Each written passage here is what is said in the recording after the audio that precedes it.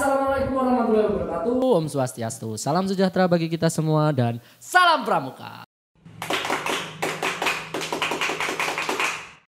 Baik, kali ini kita kedatangan seorang tamu di acara Ngopi Kak, Ngobrol Pintar bareng Pramuka. Acaranya milik Kuartir Cabang Gerakan Pramuka Kota Blitar. Episode sebelumnya saya enggak ngucapin itu, lupa. Karena juga masih episode-episode perdana, jadi banyak yang kelupaan, banyak yang enggak diinget-inget. Dan juga ini enggak ada persiapan apa-apa, kita cuma menjalankan apa yang harus kita jalankan. Dan juga kita juga membuat sesuatu agar kita kreatif dan enggak berhenti di sini saja. Kali ini kita kedatangan seorang tamu nih. Mungkin akan sangat penting bagi teman-teman yang sekarang duduk di bangku SMA, yang ingin mengikuti sekolah kedinasan dan juga ingin yang pasti yang jelas berseragam tapi bukan polisi sama TNI. Nah, ini pasti sangat penting juga. Selamat siang Kak. Selamat siang Kak Riko. Bisa diperkenalkan dulu? Oke, jadi sebelum kita mulai ngobrol-ngobrol lebih lanjut, karena sesuai dengan kata pepatah, tak kenal maka tak sayang, biar ngobrolnya lebih enak, kita perkenalan dulu. Baik, selamat siang kakak-kakak pramuka di seluruh Indonesia dan maybe seluruh dunia. Perkenalkan, nama saya Afrina Nurlaili Hanifah, biasa dipanggil Afrina atau mungkin ada beberapa teman-teman lama yang manggilnya Vina. Saya 19 tahun dan sekarang sedang menjalani pendidikan di Institut Pemerintahan Dalam Negeri pada tingkat Madya Praja atau tingkat 2 Kak Riko. Nah, sebenarnya gini, Kak Afrina ini kenapa kok kita undang?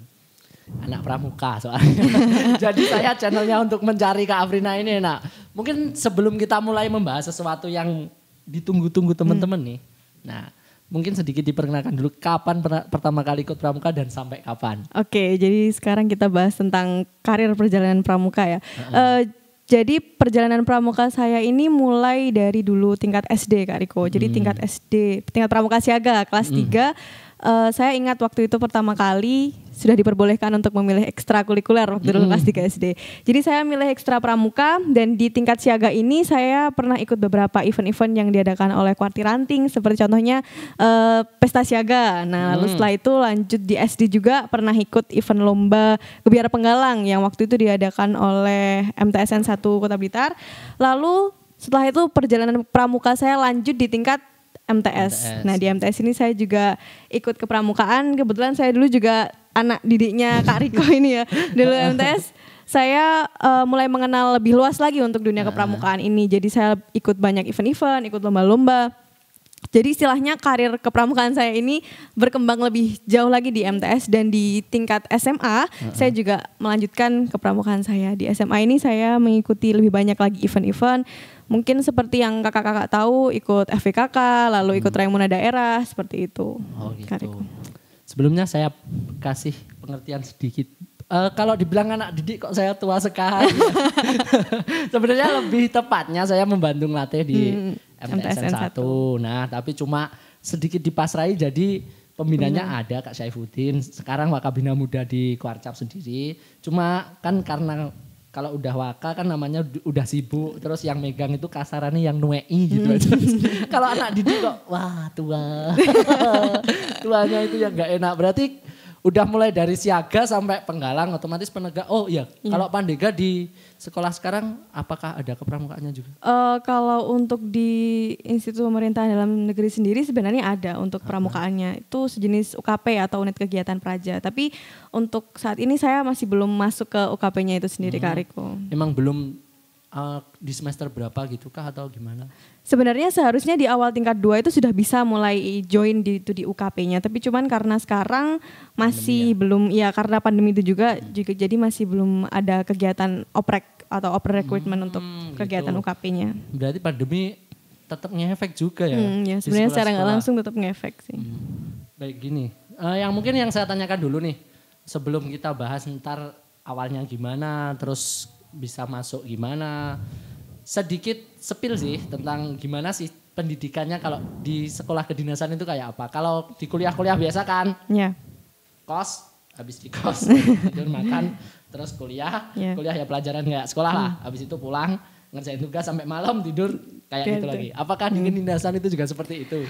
Jadi kalau di kedinasan khususnya di Institut Pemerintahan Dalam Negeri sendiri Kak Riko, kita sistem pendidikannya di situ dikenal dengan namanya Tritunggal Terpusat.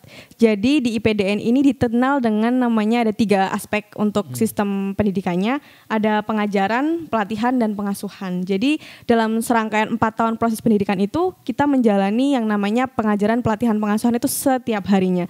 Jadi untuk siklus kehidupan praja ya kalau di sana manggilnya, siklus kehidupan praja itu kita sudah benar-benar diatur dalam yang namanya Peta Dupra. Jadi di sana kita tuh praja pegangnya namanya Peta Dupra atau peraturan tata kehidupan praja. Jadi siklus kita dari bangun pagi sampai nanti tidur sampai bangun lagi itu semuanya sudah diatur Kak Riko. Jadi mulai dari bangun, apel, sarapan kayak gitu semuanya sudah ditata, ada waktunya sendiri. Jadi nggak bisa asal-asalan kita bangun, nggak bisa bebas kayak gitu karena memang sudah ada peraturannya sendiri.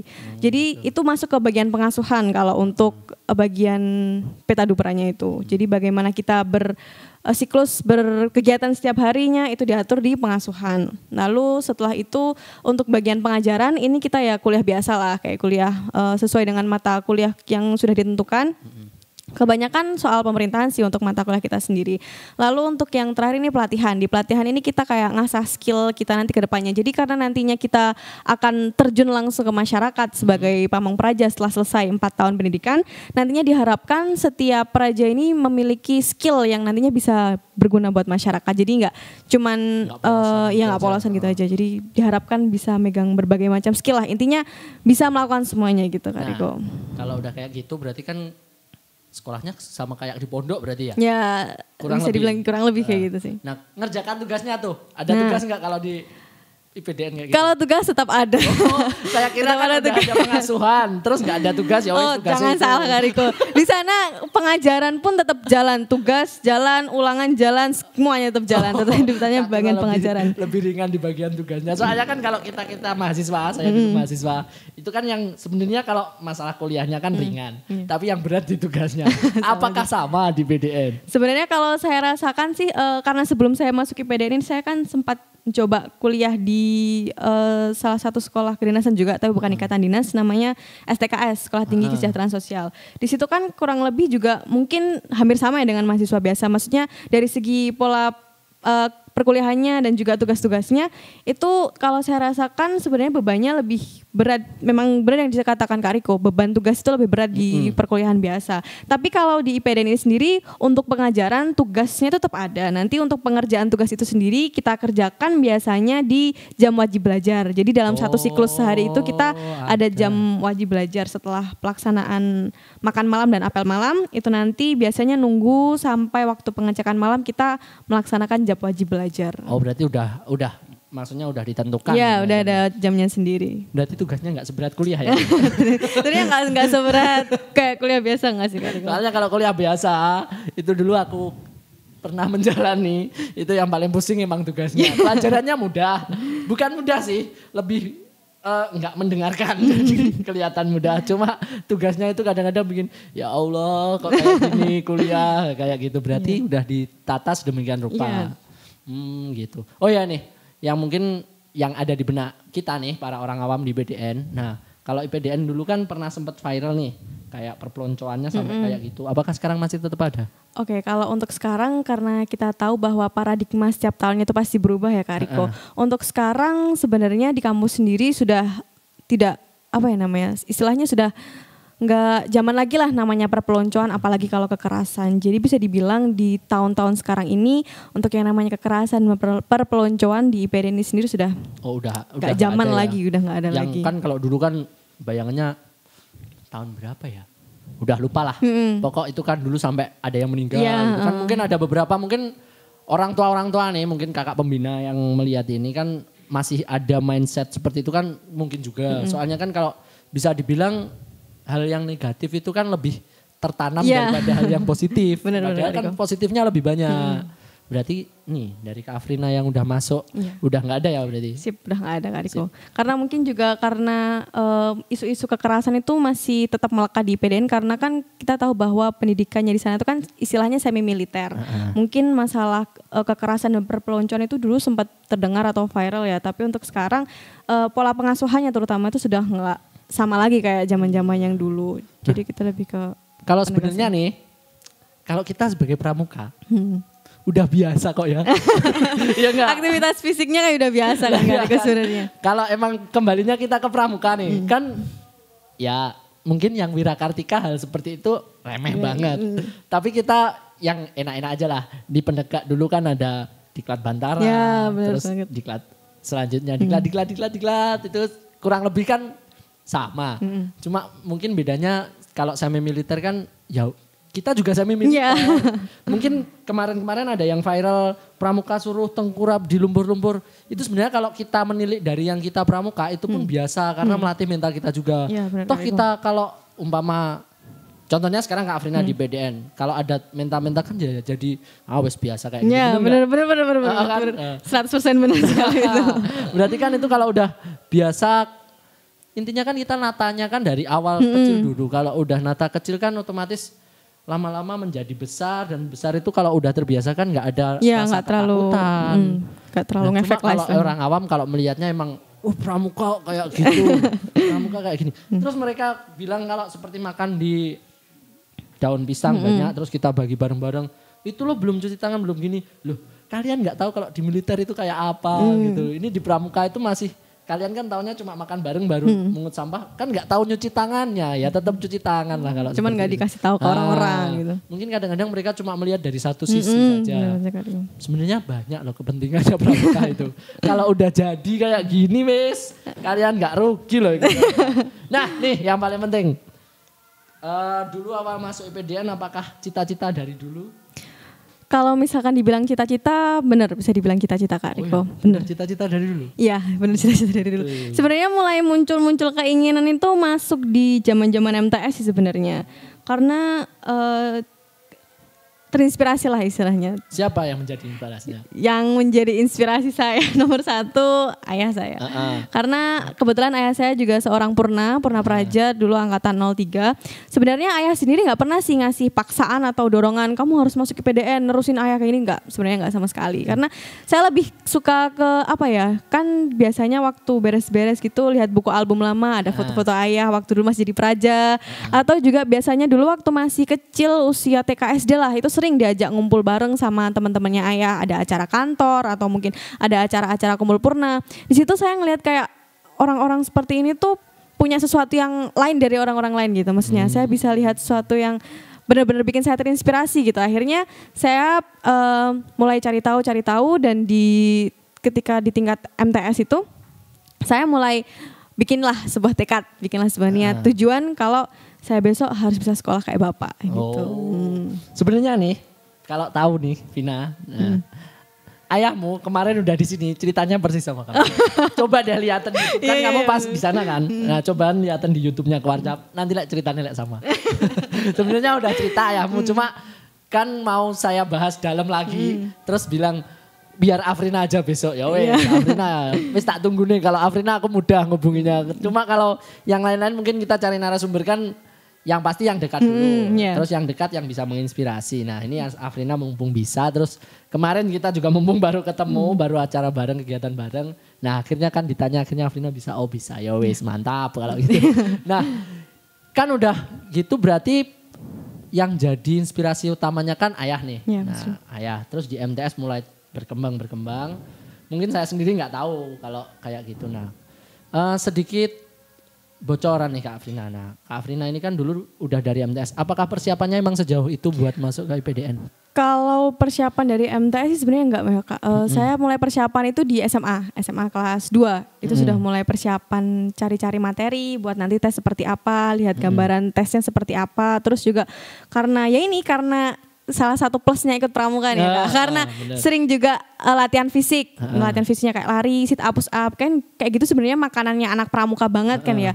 Jadi kayak untuk latihan fisik, untuk persiapan tes nanti itu udah kayak biasa aja gitu. Maksudnya gak terlalu terbebani juga. Jadi saya mulai persiapan itu kelas SMA kelas 2. Udah mulai latihan soal, latihan fisik gitu. Berarti udah mulai searching bagaimana soal-soal. Oh berarti udah di planning sebegitu jauhnya. Berarti intinya gini, kalau pengen di PDN, kalau umpama, ini contohnya kalau saya nih. Kalau saya kelas 3 terus kepikiran, kan saya dulu kelas 3 belum kepikiran ya mau kemana. Soalnya kan saya sendiri condong ke seni sebenarnya, condong ke seni. Tapi sama orang tua sendiri sebenarnya didukung. Cuma kalau untuk kuliah ke seni kan mikirnya ntar kalau udah lulus jadi apa, jadi apa. Ya udahlah orang tua sewajarnya lah. Yeah. Terus akhirnya kan seninya dilampiasin sendiri. Terus ke depan. Cuma kalau umpama saya waktu itu tiba-tiba kepengen, saya masuk ke BDN nih, kelas 3 udah mau UNAS. Persiapannya cukup nggak? Sebenarnya kalau dibilang cukup sih Kak Riko. Cuman mungkin untuk mateng enggaknya waktu tes itu sih yang paling mempengaruhi. Oh gitu ya? Ya. Mateng enggaknya. Berarti intinya harus persiapan tetap agak jauh Iya, ya? tetap harus ada persiapan ya. Sebenarnya lebih baik jauh-jauh hari sih Kak Riko. Kalau kalian punya cita-cita ke IPDN berarti harus sekarang. Iya, harus benar-benar Nah dipersiapkan. mulai aja udah dipersiapkan teman-teman, adik-adik. Ini kalau mau ke IPDN ternyata persiapannya lumayan panjang. Nah sepil nih persiapan Kak Afrina dari situ. Terus tes-tesnya apa aja dulu waktu masuk? Kalau di tahun saya Kak Riko itu ada sedikit banyak perubahan lah. Intinya tes di tahun saya ini benar-benar beda dari tahun-tahun sebelumnya ya karena efek dari pandemi sih. Kemarin kan dia angkatan saya 2020 berarti ya. Di tahun 2020 itu kan pandemi baru masuk di Indonesia. Tapi untuk SPCP atau seleksi penerimaan calon praja ini itu tetap diadakan. Jadi untuk sistem pelaksanaan tesnya itu bisa dibilang beda dari tahun-tahun sebelumnya. Untuk tesnya sendiri masih sama sih kurang lebih ya gambarannya. Jadi untuk di PDN di angkatan saya kemarin itu tesnya yang pertama itu SKD atau seleksi kompetensi dasar. Nah di SKD itu ada materi-materi kayak tes wawasan kebangsaan, tes intelijensi umum, sama TKP atau tes kepribadian. Itu di tes yang pertama, di tes SKD.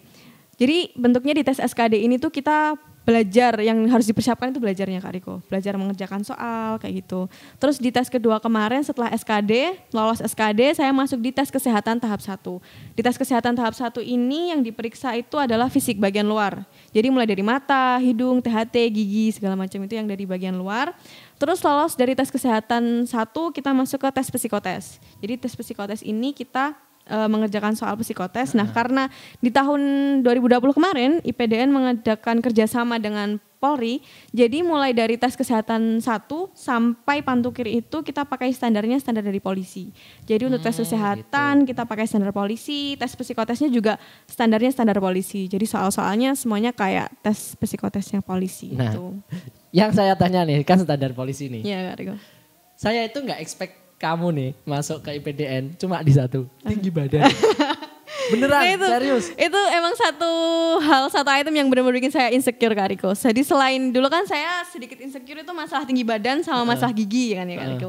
Karena saya mikirnya gigi saya ini gak rata, gimana bisa masuk atau enggak. Jadi meskipun kita pakai standarnya standar polisi untuk tes kesehatan kemarin, tapi untuk keketatannya itu nggak seketat tes polisi. Ketatnya nggak seketat polisi. Ya nggak selektif polisi kalau maksudnya. Saya dulu tahu kamu masuk IPDN kan. Yang saya pikir kalau gigi nggak masalah lah. Gigi setahu saya yang penting walaupun nggak rata itu sebenarnya kalau masih bagus nggak masalah. Tapi tinggi itu dulu sempat saya ngobrol sama Mbak Laila kan tahu kan. Nah, Afrina loh, sakmono kok lebih IPDN gitu. Iku opo ngono. Lah terus kan kemarin sempat tanya ke ayahmu kan. Nah, katanya ayahmu iya masuk, tapi udah ngepres yang paling bawah. Bener kan? Bener. Tinggi saya waktu tes kesehatan yang pertama itu diukur 155 cm pas. Jadi bener-bener pas 155. Kalau misalkan sampai kurang 1 cm aja sudah nggak bisa. Itu sebenarnya dulu sempat gini. Nah ini sama sepil yang lain nih. Nah kan berarti kalau pemikiran saya dulu gini. Apa yo Afrina nyogok? Nyogok 1 cm berapa yo? 1 juta 2 juta. Apakah mungkin kayak gitu masih ada? Sebenarnya kalau dari pengalaman saya ikut tes kemarin itu untuk masalah sogok lah, masalah orang belakang itu kalau saya sendiri ngerasanya kayak bener-bener apa ya, kayak udah nggak ada gitu maksudnya Kak Riko. Nggak ada sama sekali. Karena emang bener-bener di situ tuh transparansinya benar-benar dikelihatan. Jadi setelah selesai tes, langsung dikasih tahu hasilnya kayak gimana Kak Riko. Karena di situ kan kita tesnya bareng-bareng, kita lihat orang lain juga dites, orang lain juga diperiksa. Jadi kita juga tahu satu sama lain gitu loh maksudnya. Berarti udah nggak ada ya mainan kayak gitu. Mungkin buat teman-teman nih adik-adik yang mau masuk kan banyak tuh orang tua kalian yang pastinya berpikir kayak gitu. Soalnya kita tahu sendiri apapun yang masuk ke negara, contohnya mulai dari IPDN lah, terus ada apalagi ya banyak kok sekolah-sekolah kedinasan lain mungkin kan berpikirnya kayak gitu. Sebenarnya sekarang udah nggak ada. Sudah nggak ada. Nah udah nggak ada tuh. Sebenarnya yang apa ya, yang isu-isu sebenarnya banyak banget ya Kak Riko. Kalau misalkan kita mau lihat di setiap kali, di setiap tahun ketika akan ada penerimaan sekolah kedinasan kayak gini ya, itu pasti ramai banget beritain kalau mau masuk sekolah kedinasan harus bayar berapa, harus berapa yang disiapkan. Jadi banyak banget teman-teman dulu tuh yang istilahnya nggak mau lah masuk sekolah kedinasan karena katanya nggak punya uang, bayarnya harus mahal segala macam kayak gitu. Jadi sebenarnya saya waktu seleksi kemarin juga kan coba nyari tahu emang bener nggak sih stigma orang-orang kayak gitu tuh, karena memang faktanya mungkin masih ada lah orang-orang yang menggunakan jalur belakang seperti itu. Tapi satu hal yang harus benar-benar digarisbawahi di sini adalah mereka yang membayar menggunakan uang seberapa banyak pun, berapa ratus juta pun untuk masuk sekolah kedinasan itu hanya dilakukan oleh oknum-oknum tertentu aja Kak Riko. Jadi dari badan penyelenggara tesnya sendiri, dari panitia SPCP-nya sendiri dari awal sudah mewanti-wanti bahwa tidak ada biaya yang diperlukan untuk mengikuti SPCP ini. Jadi saya juga mau spill sedikit nih. Jadi selama pelaksanaan tes SPCP kemarin di tahun 2020, saya hanya mengeluarkan uang sebesar 50.000 sebagai persyaratan administrasi sebelum mengikuti SKD.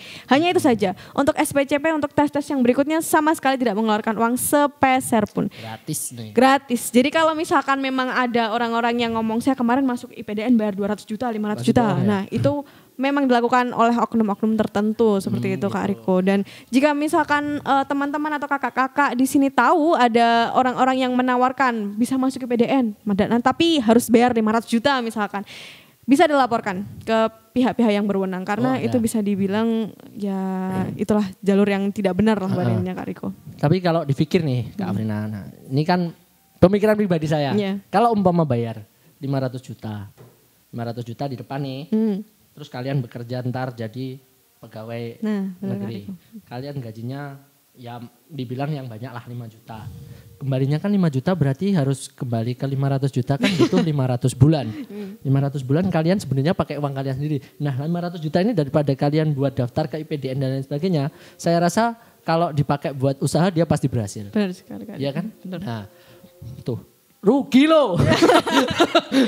Jadi pokoknya mindset tentang masuk sekolah kedinasan harus bayar itu salah besar lah pada intinya. Gitu. Itu ya berarti nggak ada udah ya. Berdasarkan pengalaman pribadi saya ikut tes kemarin nggak ada sama sekali. Itu tadi. Terus ini mungkin ada rahasianya Kak Afrina dulu kenapa sampai bisa masuk? Sebenarnya kalau dibilang rahasia, kalau misalkan mau ditanyakan sama teman-teman seperjuangan saya yang sekarang udah jadi juga kurang lebih sayanya sama semua sih Kak Riko. Jadi rahasia yang harus dilakukan itu kuncinya cuman ada 3. Ikhtiar, tawakal, sama berdoa. Udah itu aja sih Kak Riko. Itu benar-benar kunci yang harus dipegang sih kalau misalkan kamu punya tujuan dan benar-benar kamu ngebet banget pengen masuk di situ. Karena selama persiapan masuk di situ semuanya lah pada intinya semua usaha saya lakukan.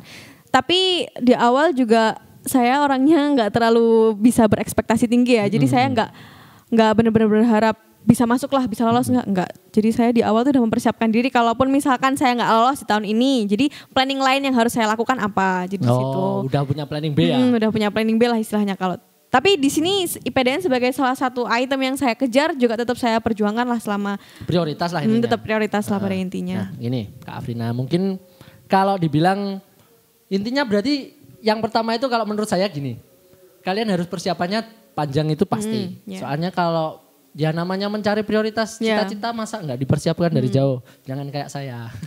Saya nggak mengejar cita-cita saya soalnya udah minder dari awal. Nah terus kalau mungkin ini spill sedikit aja Kak Afrina. Kehidupan di kampus menyenangkan dan tidak menyenangkannya? Oke, jadi kalau untuk kehidupan di kampus menyenangkan tidak menyenangkannya Kak Riko.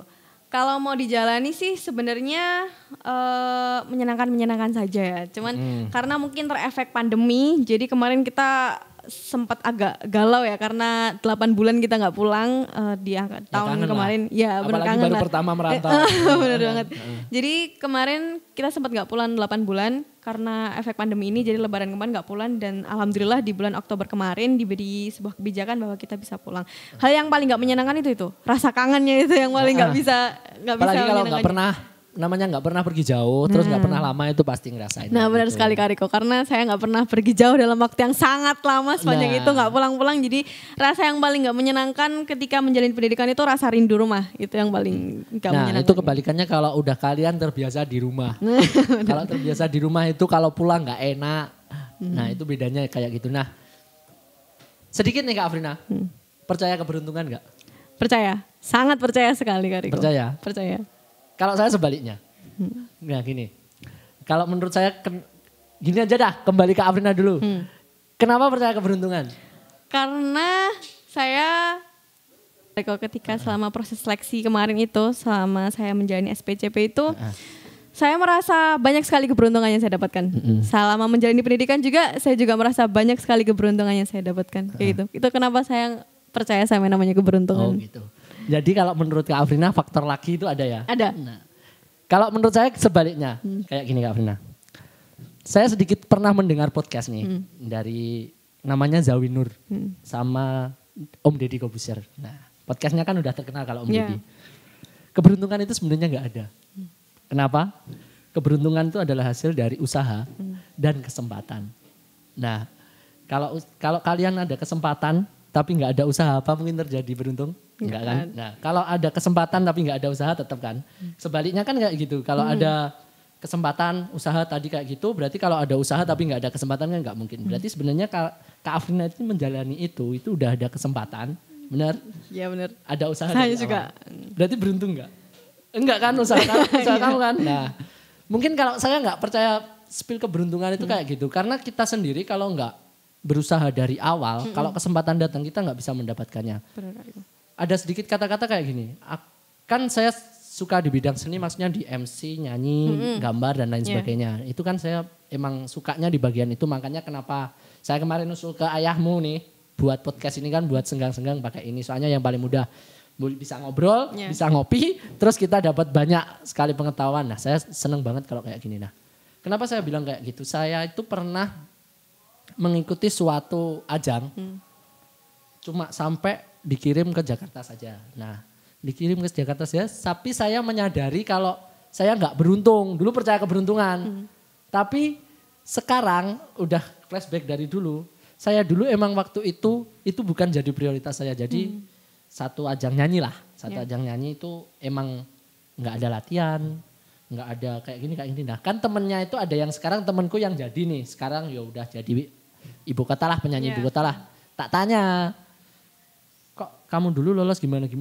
Lah aku nyanyi mulai SD, lomba dari SD, juara 1 dari SD sampai nganu. Terus ada ajang itu, ya ternyata lolos berarti kan ilmuku yang dulu nganu. Terus saya kembali flashback, oh ya juga keberuntungan gak ada ya kan, ada usahanya dari dulu. Saya dulu sementara cuma dulu nyanyi, ya wes Sevanai nyanyi kayak gitu. Nah, berarti kan keberuntungan gak ada ya. Nah, berarti gini, yang mau saya kasih tahu ke teman-teman yang nonton nih, sebenarnya Kak Afrina tadi menganggap beruntung, sebenarnya gak ada beruntungnya teman-teman. Kalian itu sebenarnya harus usaha, cuma nunggu kesempatan itu kapan datang. Dan kesempatan itu sendiri gak tiba-tiba datang tapi kita buat. Kenapa saya bilang seperti itu? Kayak Kak Afrina daftar ke IPDN. Nggak mungkin kan IPDN nggak buka jalur pendaftaran. Nah kayak gitu kan sebenarnya kita buat juga, kita mendaftar ke sana. Jadi kalian teman-teman kalau mau masuk ke IPDN nggak ada salahnya dan juga nggak ada ruginya. Kesempatan bisa dibuat, lalu usaha bisa kalian mulai, nanti masalah hasilnya tunggu belakangan. Yang penting ada plan B kan. Nah, tapi tujuanmu apa itu dipusatkan dahulu Kak Afrina. Nah, mungkin sedikit pesan nih buat teman-teman yang nonton Ngopi Kak kali ini, Ngobrol Pintar bareng Pramuka. Dari Kak Afrina ada pesankah kalau mau masuk ke IPDN gimana-gimana? Kalau untuk pesan sendiri ya, kalau misalkan mau masuk di IPDN itu cuman harus mantap aja tujuannya. Kalau misalkan kalian emang benar-benar mau masuk ke IPDN, ya lakukanlah persiapan yang mateng, lalu lakukan latihan-latihan segala macam yang mateng. Pokoknya intinya jangan ragu, jangan takut buat mencoba dulu. Nah, nggak ragu loh tingginya bisa masuk. Yang saya ingat-ingat cuma itu, nggak ragu loh tingginya bisa masuk. Sebenarnya di awal dulu juga sempat takut sih Kak Riko. Dulu waktu awal, apalagi waktu mau masuk tes kesehatan itu saya udah benar-benar pusing. Ayo minta ke ibu, Bu ayo Bu coba ke puskesmas kita lihat tinggi badan saya dulu berapa gitu kan. Karena emang benar-benar minder masalah tinggi badan itu kan. Dulu sebenarnya juga sempat mikir lah ya mau yang namanya pengen coba kayak produk-produk buat peninggi badan kayak gitu. Tapi karena saya tahu kalau produk kayak gitu tuh butuh waktu yang lama banget ya buat pemakaian dan juga butuh biaya yang banyak, juga akhirnya udahlah apa adanya aja. Dan ternyata alhamdulillah waktu di tes kesehatan pertama itu tinggi badan saya pas 155 cm. Benar-benar gak nyangka sih sebenarnya Kak Riko. Sebenarnya gini Kak Afrina, itu sendiri sebenarnya kembali ke mindset. Nah, ke mindset kan udah mantap nih di PDN. Terus ketambahan tawakal, ketambahan doa. Itu udah dibantu sama yang di atas, itu kan kita nggak ngerti. Soalnya kenapa saya bilang gitu? Saya itu kalau ditimbang di diukur di puskesmas itu tingginya beda sama diukur di Polres saat tes SIM. Padahal kan umur saya kan udah nggak nambah tinggi, nggak berkurang nggak mungkin lah, udah nggak nambah tinggi kan. Nah tapi kok bedanya sampai 5 cm. Kan kita juga nggak tahu apakah ukurannya di IPDN sama di puskesmas sama. Sebenarnya kalau ibunya bener bilang nggak mau ke puskesmas buat ngukur itu bener. Kalau tahu tinggimu kurang pasti kamu akan down. Tapi kan kalau nggak tahu kan udah, kalau di sana masalah down kan kalau udah selesai ya udah kan. Nah kayak gitu. Nah ini sedikit nih. Mungkin kita kembali ke yang tadi. IPDN udah kita bahas ya. Berarti kalian bisa lihat tadi. Mungkin sedikit Kak Afrina itu dulu yang saya ingat kan sering ikut lomba pramuka nih. Apakah dari hal-hal pramuka yang dari awal itu membangun karakter Kak Afrina sampai kayak gini? Sangat membangun sekali. Jadi selama saya ikuti tes, mulai dari awal tes sampai saya pendidikan sekarang di PDN ini, yang namanya kepramukaan itu benar-benar ngajarin saya banyak hal dan di situ benar-benar membekali saya banyak hal Kak Riko. Udah itu mulai dari masalah kepercayaan diri saya, disiplin, lalu pokoknya segala macam lah yang dulu pernah diajarkan di pramuka, sekarang benar-benar terpakai waktu saya pendidikan terutama. Tetap ya. Ngomong-ngomong nih, bahasa Inggris tetap terpakai nggak di sana? Tetap terpakai sih. Alhamdulillah. Tapi dulu kalau masalah bahasa Inggris tuh karena saya masih baru tingkat 2, mungkin terpakainya juga waktu dulu ada mata kuliah, sempat ada mata kuliah bahasa Inggris di semester pertama. Tapi juga di PDN sendiri sering ada lomba-lomba juga sih untuk yang bahasa Inggris, jadi tetap terpakai lah Kak Riko. Nah sedikit cerita nih teman-teman, kan dulu kan anak didik saya, katanya Afrina kan anak didik. Nah, dulu kan anak didik saya, dulu itu saya seneng banget sama bahasa Inggris emang dari dulu. Nah, tahu kalau Afrina ini pinter bahasa Inggris, sering ikut lomba bahasa Inggris. Kalau WA-an sama Afrina, ada pertanyaan apapun soal lomba ataupun mau ada. Mungkin Afrina dulu sering curhat soalnya. Saya masih ingat. Itu kita pakai bahasa Inggris, bener gak? Jadi yang pertama dulu niat saya emang saya ngupgrade diri. Yang kedua emang kan waktu dulu kamu sering ikut lomba-lomba bahasa Inggris kan. Mikir saya, apa salahnya kalau kamu pakai bahasa Inggris buat tetap jaga itu. Tapi sebenarnya di lubuk hati paling dalam saya juga biar nggak hilang juga bahasa Inggrisnya. Mungkin kalau sekarang makanya saya tanya tadi bahasa Inggrisnya tetap kepake nggak? Kan eman juga kalau dari SMP ke SMA kan bahasa Inggris tetap kepake buat lomba-lomba dan lain. Kalau di PDN nggak kepake kan juga. Ya masih tetap kepake. Alhamdulillah kalau gitu. Nah mungkin pengalaman Kak Afrina waktu ikut pramuka yang paling berkesan? Satu pengalaman saya ikut pramuka yang paling berkesan itu FWKK. Festival Wirakarya Kamanggilir Pramuka di tahun 2019 ya berarti? Ya tahun 2019. Sebelum pandemi pokoknya. Iya sebelum pandemi. Itu satu pengalaman yang menurut saya sangat-sangat berkesan lah Kak Riko. Karena ya mungkin satu sisi karena saya dapat bonus jalan-jalan ke luar negeri ya kan dapat medali emas. Di satu sisi saya ya karena saya percaya keberuntungan tadi ya Kak Riko. Tapi sekarang gak percaya kan? agak mulai ya. Jadi ya dulu, saya menghancurkan kepercayaanmu dari keberuntungan. Gak masalah sih kan. Jadi dulu kan sebenarnya di awal waktu udah ada kabar mau ada FVKKP di Kota Blitar ya Kak Riko. Dulu saya kan sempat mau daftar jadi apa ya dulu namanya tuh kayak sekedar panitia lah. Apa namanya? Fasilitator. Nah, saya dulu di awal sudah mau jadi fasilitator sebenarnya Kak Riko. Tapi sama Kak Syaifuddin saya dibilang, Afrina kamu jadi peserta gitu. Saya dulu di awal sebenarnya udah bener-bener gak terima, udah bener-bener gak mau. Dulu gini awalnya, kan Kak Syaifuddin bilang, Afrina kok jadi fasilitator, mosok gak pengen ikut lomba. Saya sempat ditanya, lah iya loh Pak, Bang Afrina itu loh ikut jadi peserta, ikut tau ngechat kan itu kegiatan seneng-seneng, terus tapi kan ada lomba nih. Wah ada bahasa Inggris juga, Afrina lo bisa Pak, aku gitu. Ya wis dikongkon peserta wae ya ngono. Oh iya Pak, lek sing sampean sing bilang lho iku manut gue. Ya gitu kan. Nah, akhirnya ternyata jadi peserta itu. Terus lanjut ceritanya. Nah, karena di situ saya jadi peserta karena pada awalnya saya enggak terima lah jadi peserta. Udah pengen jadi fasilitator kenapa jadi peserta gitu kan. Tapi ya udahlah akhirnya karena sudah dikasih mandat ya udah akhirnya saya jalani aja lah jadi pesertanya itu. Nah, saya lihat beberapa teman-teman tuh ada yang persiapan buat yang namanya festival kecerdasan. Karena dari awal saya udah nggak niat buat jadi peserta, jadi ya udahlah let it flow aja. Maksudnya yaudah biarin aja lah buat festival kecerdasan seadanya aja gitu palingnya. Tapi saya bener-bener nggak nyangka gimana bisa ceritanya saya nyampe final gitu maksudnya. Karena di awal saya mikirnya kayak ya udahlah jalani aja padanya. Saya kira di tengah-tengah juga saya bakalan jatuh gitu kan karena nggak ada persiapan sama sekali. Dan nggak tahu kenapa selama berjalannya festival kecerdasan itu saya bisa jawab gitu maksudnya. Terus akhirnya sampai di final dan akhirnya saya berangkat ke grand final. Jadi itu satu benar-benar nggak bisa dipercaya lah pada intinya Kak Riko. Dulu bidangmu di MTS apa sih Bin?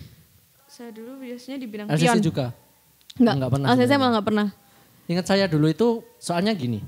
Afrina ya mesti bisa wong pramuka dari MTS lomba-lomba ya gitu. Nah, itu sempat dulu ada kata-kata itu lupa saya dari siapa. Ya mesti lomba ke MTS masuk sampai saiki enggak hafal. Itu ada kata-kata kayak gitu. Terus saya kan di mindset saya ya mikirnya, "Oh yo wis hafal gitu tok." Nah, kalau saya mikir ke Thailand ya? Ke Filipina apa Thailand? Bukan, Malaysia Singapura. Oh, Malaysia Singapura dulu juga Afrina ikut udah diprediksi sih sebenarnya. Maksudnya diprediksi ya emang udah aktivis dari lama di lomba. Jadi kan kayak pertanyaan-pertanyaan seperti itu kan sebenarnya udah Ya, basic template. question ya. Template basic banget. Jadi kalau sampai keluar kamu bisa itu sebenarnya udah biasa. Sama seperti kata saya tadi nggak ada keberuntungan.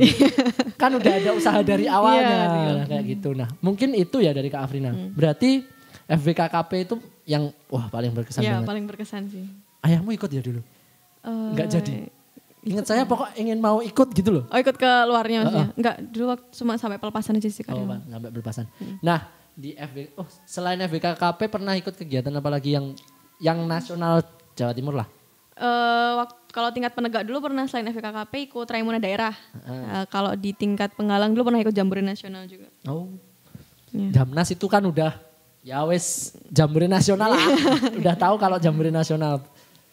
Nih kalian kalau mau ikut ke IPDN, jadi kalau kalian pramuka dari awal itu nggak ada ruginya. Sama sekali nggak ada ruginya. Kalau dibilang kalian kudet, kuper, nggak usah minder. Ya. Bener kan? Benar. Jadi saya sama sekali nggak setuju sama omongan orang-orang atau mindset orang-orang non pramuka yang selalu bilang kalau cah pramuka isone mekur tali temali, isone mekur. Nah, bener.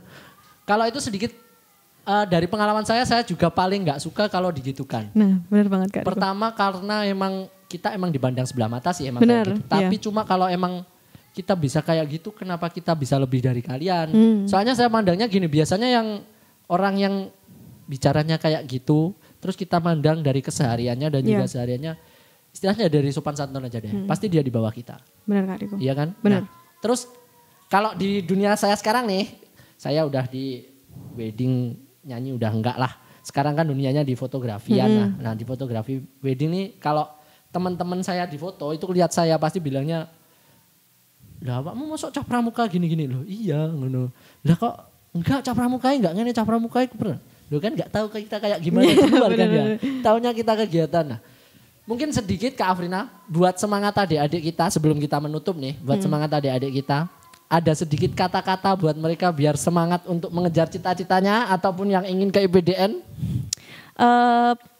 Kalau dari saya sendiri Kak Riko, satu hal yang nggak boleh kalian tahan itu adalah jangan pernah takut untuk mencoba pada intinya. Jangan takut gagal, jangan takut apapun nanti resiko yang kalian akan hadapi. Pokoknya jangan takut buat mencoba. Oh, jangan takut mencoba. Saya tambahkan sedikit, kenapa kalian nggak boleh jangan takut mencoba? Umur masih muda. Betul sekali. Gagal nggak ada ruginya. Ya kan? Iya. Kalau umur sudah kayak saya, mencoba gagal itu udah rugi. Jadi kalau umur saya ini udah nggak bisa nih coba-coba. Tapi buat kalian, mendingan kalau selama kalian mau mengejar itu dan masih bisa dicoba, kenapa enggak? Ya, Apalagi usia muda itu harusnya semangat-semangatnya. benar sekali Nah, Kak Riko. mungkin sedikit tambahan, kurangi hal yang menghibur kalian. Contohnya entertainnya gitu kayak gini. Hal yang seneng kalian lihat tapi kalian itu nggak bisa mendapat sesuatu dari itu. Mungkin banyak adik-adik sekarang yang kalau saya lihat nih, kan saya kembali lagi nih ke MTS ceritanya. Iya Kak Riko. Soalnya nggak tahu kemarin keluar nggak boleh sama Kak Saifuddin. Akhirnya kembali ke MTS lagi nih saya Kak Afrina, kan kemarin udah vakum 2 tahunan. Iya, Nah itu lihat adik-adik sekarang itu miris juga sebenarnya saya. Pertama dari sopan santunnya kurang, Iya, terus benar. kedua mereka kok nggak bisa menghargai orang tua, yang ketiga itu kok mereka daya belajarnya berkurang. Setelah saya selidiki itu mereka ternyata terlalu banyak melihat hal-hal yang mungkin bisa dibilang cuma menghibur mereka tapi tidak memperhatikan apa yang membuat mereka berkembang. Contohnya nih, kalau saya bilang melihat TikTok aja, TikTok Iya, itu sebenarnya benar-benar. banyak positifnya kalau saya menangkap. Saya memakai TikTok juga, walaupun nggak mengisi cuma melihat, tapi itu banyak positifnya. Iya, benar. Nah mulai dari, kalau saya kan umur saya kan mungkin belajarnya saham dan lain sebagainya, itu ada banyak sekali. Tapi sementara adik-adik ini kan yang dilihat di TikTok yang apa viral, joget-joget, kan nggak gitu. Itu sebenarnya nggak membangun sama sekali, Iya. itu harusnya dikurangi kalau menurut saya. itu peran orang tua sebenarnya penting juga ya. Benar Nah, Kak Riko. itu sedikit dikurangi. Mungkin kalau kayak Kak Afrina ini yang di asrama pasti nggak terlalu banyak seperti itu. Kan? Kayak kita tuh lebih banyak menghabiskan waktu buat kegiatan-kegiatan lain sih kalau misalkan dulu di asrama.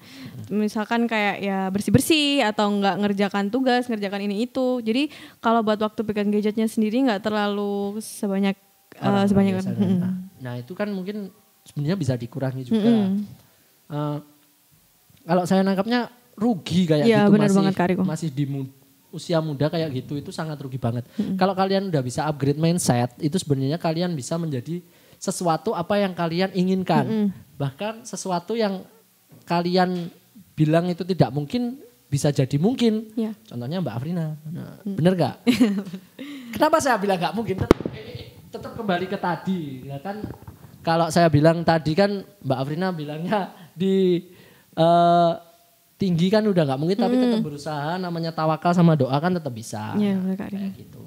Mungkin sedikit tambahan dari saya. Oh iya, masih percaya keberuntungan. Saya tetap suka bantu. Soalnya saya tadi di belakang sebelum ngobrol ini saya tanya ke Mbak Afrina kok bicaranya faktor laki itu penting. Nah, sekarang saya sepil kayak itu masih sangat percaya keberuntungan. Berkurang? Berkurang jadi Kak Riko. Saya mengurangi keberuntungan seseorang nih.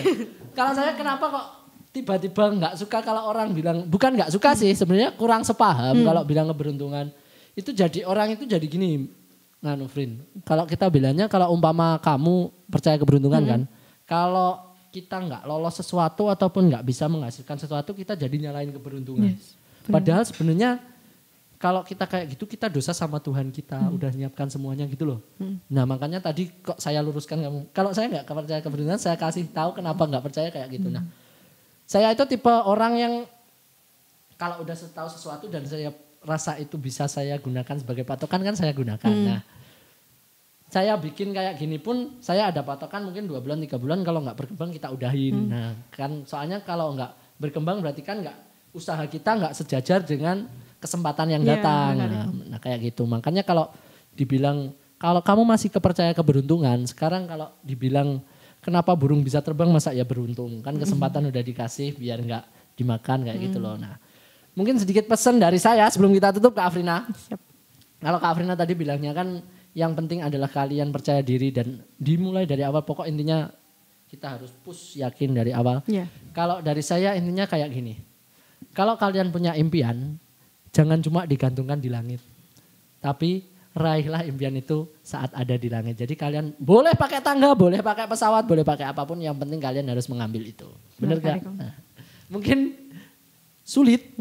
Kemarin ada kata-kata dari Kak Kipo. Daripada kalian membuat orang lain tersenyum, buatlah Tuhan kalian tersenyum. Tapi itu saya nggak sampai maksudnya. Wah orang saja sulit apalagi Tuhan. Benar Kak Riko. Jadi intinya kalian harus menggapai cita-cita kalian walaupun setinggi langit. Jangan cuma digantung di langit.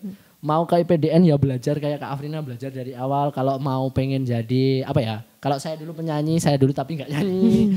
Itu kalian ya wes push jadi penyanyi. Nggak ada salahnya sekarang platform-platform banyak. Terus kalau pengen jadi apa ya pengusaha ya wes usaha. Apapun kalau kalian rugi itu namanya belajar. Nggak mungkin kalau kalian nggak rugi kalau mau usaha. Nah itu. Benar Kak Riko. Bener kan? Siap.